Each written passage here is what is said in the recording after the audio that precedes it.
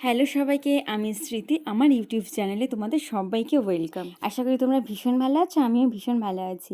তো আমি মা সবাই রেডি হয়ে আছি, দেখতেই পাচ্ছ। শুধুমাত্র বোন রেডি হয়নি, কেননা ও যাবে না। আর আমরা যাচ্ছি আমার ননদের বিয়েতে রাত্রেবেলা যাওয়া হয়নি, কেননা রাত্রেবেলা আমার ব্রাইড ছিল অন্য কোথাও, সেই জন্য আমার বিয়েতে যাওয়া হয়নি। তাই বাসি বিয়েতে আমরা ননদের বাড়ি পৌঁছে গেলাম। ননদের বিয়ে বলে কথা, সব কিছু কি আর মিস করলে হয়? তাই বাসি বিয়েটা আর মিস করলাম না, আমরা সবাই মিলে বেরিয়ে পড়লাম বাসি বিয়েতে। আর ওই যে দেখতে পাচ্ছ, বর রেডি হয়ে বসে আছে জল তুলতে যাবে বলে।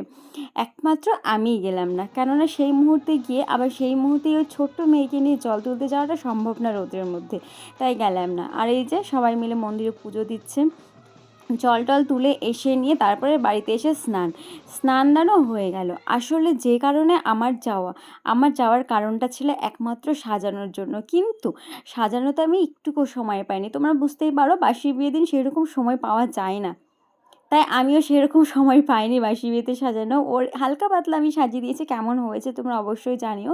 তারপরে বিয়েতে বসা, বাসি বিয়ের দিন বিয়েতে বসা মানে ফটোশ্যুট ছাড়া আর কিছু না। পুরোহিত তো বলছে, এই তোমরা ফটো তুলবে না, আমি মন্ত্র পড়বো। যাই হোক, ওইভাবে কোনো মতো বিয়েটা পার হলো। তারপরে এই 14 পাকে ঘোরা। যাই হোক, আমি মেয়ের বিয়েতে বেশি ভিডিও লাস্টের দিকে নিতে পারি না, হাজার হলো ননদের বিয়ে ছিল।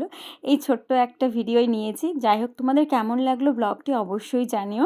ভালো লাগলে অবশ্যই লাইক, কমেন্ট আর আমার ভিডিওটা শেয়ার করে দিও। আজকে এখানেই, দেখা হচ্ছে নেক্সট ব্লগে। তোমরা সকলে খুব ভালো থেকো, সুস্থ থেকো, সঙ্গে থেকো। টাটা।